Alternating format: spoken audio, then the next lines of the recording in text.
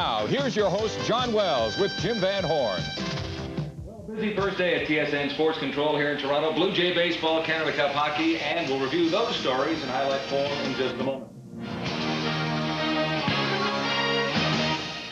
Hi, everybody. I'm Jim Van Horne along with John Wells. Welcome. I didn't know they were going to do that. Welcome to the 10th anniversary edition of TSN Sportsdesk. 10 years ago today, John, you and I were the original hosts of the first ever edition of the desk. A lot has transpired. Yes, a lot has transpired. 10 years. I mean, it has been a very quick, it has been a very quick decade. There's no doubt about that. And looking back at those pictures, we were a little younger then. Yeah, they had to do it, didn't they? Yeah. They just had to do it. You know, and when you look back at the stories that we were covering back then, I mean, you talk about action in baseball. Baseball was still playing back in 1984. The Blue Jays in the American League beat the Minnesota Twins 12-4. Lloyd Mosby had a towering 3-run shot. Yeah, Canada Cup hockey with the United States beating Sweden 7-1. We looked at boy, an old Leaf in those days, I thought Darryl Sindler, but he was still playing the game. And he was talking about how we have to redeem ourselves after losing the Canada Cup back in 1981 as well. North American Soccer League, we had still around. Report. Yes, they were still playing soccer then. Maybe it'll come back. Playoff races heat up. The division leaders included the New York Cosmos and Vancouver Whitecaps. Dale Barnes was our reporter back then. Yeah, I remember Dale very, very well. Walter Payton was after Jim Brown's all-time rushing record, and he was 700 yards away at that point. But it's looking back, there's so many things that have transpired. But when you think of what has happened in professional sports, in particular, I mean, we've gone through the gamut of Pete Rose and Tanya Harding and through to O.J. Simpson. And in 1984, we were concerned about getting highlights on the air. Now, what was the score? And some scores. Yeah, you know, that was exactly. Things really changed a lot. And a few faces have changed a lot around here, too. In fact. Those were the stories in 1984, but let's get caught up on 1994. Here's Jim with the headlines today. Okay, thank you very much, John. The NHL and its Players Association met for the second time this week, this time in New York City. Even though every meeting is critical, the sense of desperation is gone after the league promised not to lock the players out of training camp for now. However, this is the day players start to feel the effects of the many rollbacks the league imposed unilaterally. Here's Rod Smith. With most NHL camps set to open this weekend, players will notice some of Gary Bettman's rollbacks right away. Now they have to pay their way to get to camp. Usually the team pays, and they'll no longer be... Michael Whalen for TSN in Montreal. Most NHL scouts agree that when it comes to a pro career, Dan Gratton won't be left out in the cold. Paul Romanek, TSN, Oshawa. Ken Kilovac, TSN, freezing in Saskatoon. David Pratt, TSN, Vancouver. And Klondike Kate. Bye. For TSN at the Grey Cup in Edmonton. Sports Desk from TSN.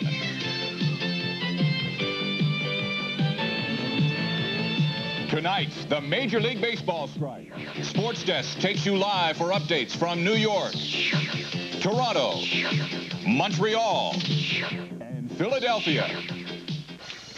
Good evening, everyone. I'm Jim Van Horne. For the second time in 4 years, Major League Baseball is on strike. Last-minute negotiations to avoid a walkout failed today in New York City. Tonight, TSN will join forces with ESPN in the United States to bring you live reports from major league cities in Canada and America.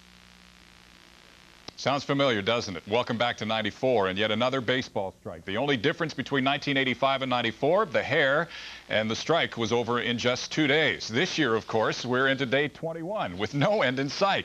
The two sides have no new plans talked or no new talks planned, and mediators have been left scratching their heads as to how to find some middle ground. But the lack of action on the field hasn't put a stop to activity off the field. Two more deadline trades announced today, both involving the New York Yankees. They've sent one of their player reps, pitcher Paul Gibson, to the Milwaukee Brewers for the player to be named later, and they've acquired pitcher Scott Bankhead from the Red Sox, also for future considerations. The dream matchup between the Blue Jays and the Expos is being played out in Ottawa, sort of. It's a season-ending showdown between the Jays' AAA team, the Syracuse Chiefs, and the Expos' Ottawa Lynx. Syracuse won last night, leaving the teams tied for the final playoff spot with 3 games to play. Rob Sinclair has more from Ottawa. The Blue Jays and Expos have never met in a World Series. Yet their AAA teams, the Syracuse Chiefs and the Ottawa Lynx, are meeting for a berth in the playoffs. But listen to the do-or-die rhetoric, and it could pass as the World Series. We just got to split with these guys, and you know, if we don't, then we don't make the playoffs. You know, so it's kind of do or die for both teams, and we're going to be going hard. For us, it's our backs against the wall, really. I mean, we can't lose. You know, we got to go out there and play the, you know, with everything we've got and try to win each game. It's a do-or-die situation right now for us. We got to take 3 out of 4, and if they split, they win. You know, it's pretty interesting. So we're gonna give 100%. We've had some real good games with them this year. They've seemed to beat us up at their ballpark, and we've won some games at our ballpark. So hopefully that'll come into play, and that'll be to our advantage playing here in Ottawa. It may not be a genuine Blue Jays Expos clash, but at least 9 players on each club has had a stint with the big club. So in a sense, it's the next best thing.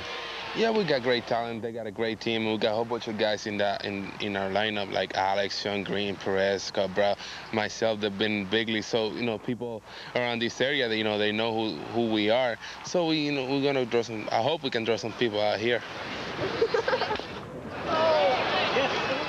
In essence, this is the first meaningful series between the two organizations. The only other meetings were at spring training or in the Pearson Cup, an exhibition no one took seriously because it meant nothing in the standings. But unlike an annual goodwill game, this series is different. The stakes are for real, a playoff berth, and the real bragging rights that come with it. Rob Sinclair, TSN, in Ottawa. Patricia He of Richmond Hill, Ontario, is the only Canadian left in the singles draw at the U.S. Open, and today she advanced to the 3rd round. He easily defeated Angelica Gavaldon of Mexico in straight sets, 6-3, 6-2. Meanwhile, Danes Kasich is never in this match at all. Here, she can't even get the ball over the net. She hits the lead judge. At least she can laugh about it. More of the same in the second set. Kasich stands still as Graf blasts a forehand winner. Graf wins it in straight sets, 6-love and 6-2. On to the number 6 seed, Lindsay Davenport. She's facing the veteran Pam Shriver, but Shriver is no match for Davenport on this day. Davenport has Shriver on the run and shows no mercy. Finally, she wins the point with a terrific 2-hand backhand down the line, and Davenport wins in straight sets, 6-1 and 6-2 to advance through to the 3rd round. Steffi Graf and Lindsay Davenport making it through, as well as the 7th seed Jana Novotna, Zina Garrison-Jackson, the 10th seed Amanda Kutzer, and Magdalena Maleva also made it through to the 3rd round. We'll check out the men's highlights now. Ivan Lendl, a shadow of his former great self, facing German Bernd KARBACHER. KARBACHER wins the first set 6-4, but Lendl went up 5-love in the second. KARBACHER staved off 10 set points and won it with terrific shot making like that, 2-handed backhand. And then in the 3rd set, Lendl is forced to retire because of a nagging back. KARBACHER wins at 6-4, 7-6, and 1-love. On to the number 9 seed, Todd Martin now. He's facing the unseeded Andrei Chesnikov. Chesnikov's running game is working well early. He runs to the net to chase the drop shot. Then he comes to the baseline to chase the lob and wins the point with a great 2-fisted backhand down the line. But Martin is too strong on this day. Chesnikov tries to go cross court, but watch the slicing backhand to the baseline. Martin wins at 6-3, 6-2, and 7-5. So Todd Martin joins Sergei Bruguera, Thomas Muster, Mark Rosset, and Richie Renneberg through to the 3rd round. The upset of the day, the unseeded Ivan Lendl forcing himself out of the match. He retired in the 3rd set with a back injury that was described as being suspect. As you probably know by now, this is the 10th anniversary of the Sports Network. Plenty of goings-on here at the network tonight, including a massive party just outside our studios. Once again, let's take you out there to John Wells. John?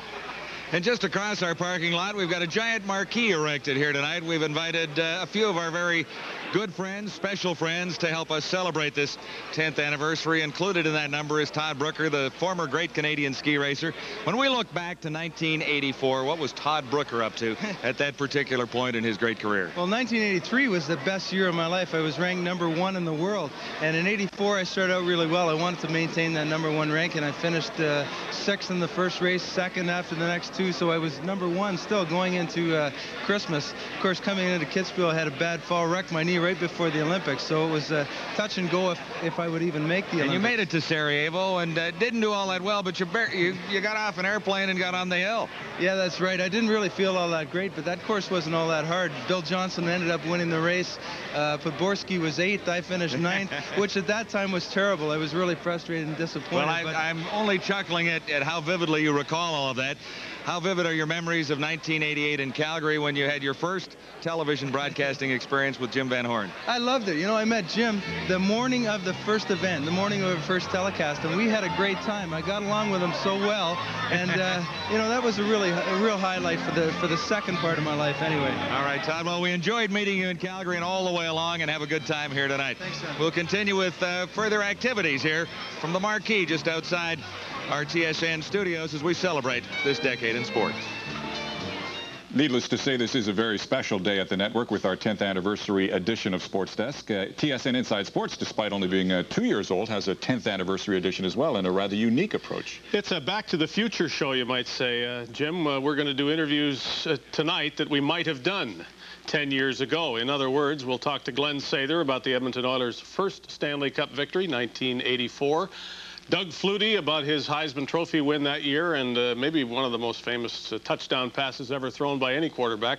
And Michael Farber of Sports Illustrated will remember with us the Olympic Games of '84, who was there, who wasn't there, and who won and who didn't. And the best part of all is it makes us feel 10 years younger. And it's coming up next, right after the desk, and we'll be back with more after this. However, this year he said he didn't have a clue. He said he didn't know whether there would be a strike, and now that there is one, he didn't have a clue whether or not it would be an extended strike. Later in the day, I spoke with Bobby Cox, the manager of the Toronto Blue Jays, and he would tell me only desperately he did not want a strike.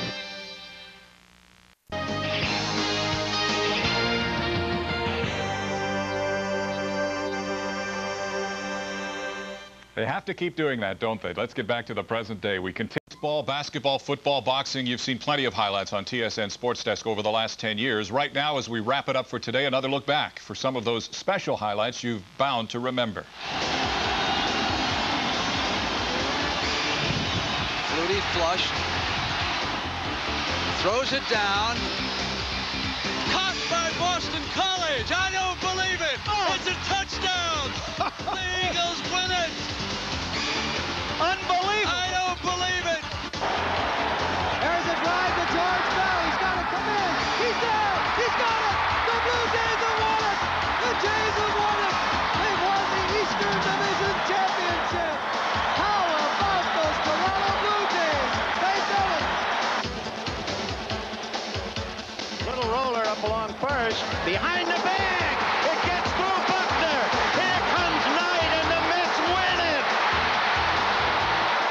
Lemieux ahead to Gretzky. Has Murphy with him on a 2-on-1 to Lemieux. And on goal. He shoots. He scores! Mario Lemieux with 1:26 remaining.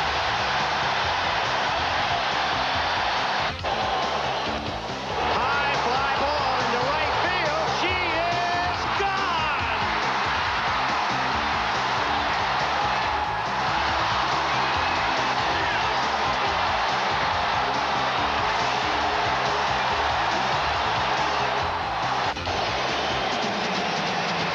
Montana, touchdown, John Taylor.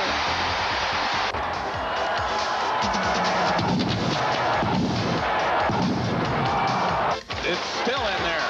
Yager intercepted. Hangs on to it. Made a good move. Another good move. He's in. Scores. What a goal. Yager ties it for Pittsburgh. Now the 2-2. Well hit down the left field.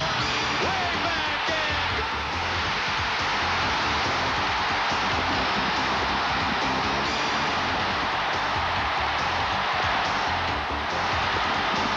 Joe Carter with a 3-run homer. The winners and still world champions, the Toronto Blue Jays. He's missed it, and Brazil win the World Cup.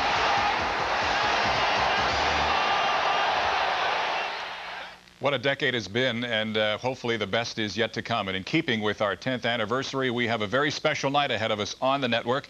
Coming up next, TSN Inside Sports with Dave Hodge looks back on 1984 with a very unique perspective. You'll want to see it. Then at 7:30 Eastern, Decade in Sports Television. The top stories of the past 10 years from TSN's perspective. And the next edition of Sports Desk comes your way at 11 Eastern, 8 p.m. Pacific. And with that, you are now up to date. Thank you very much for joining us. We invite you to stay tuned for TSN Inside Sports coming up next. Have a great night with the network.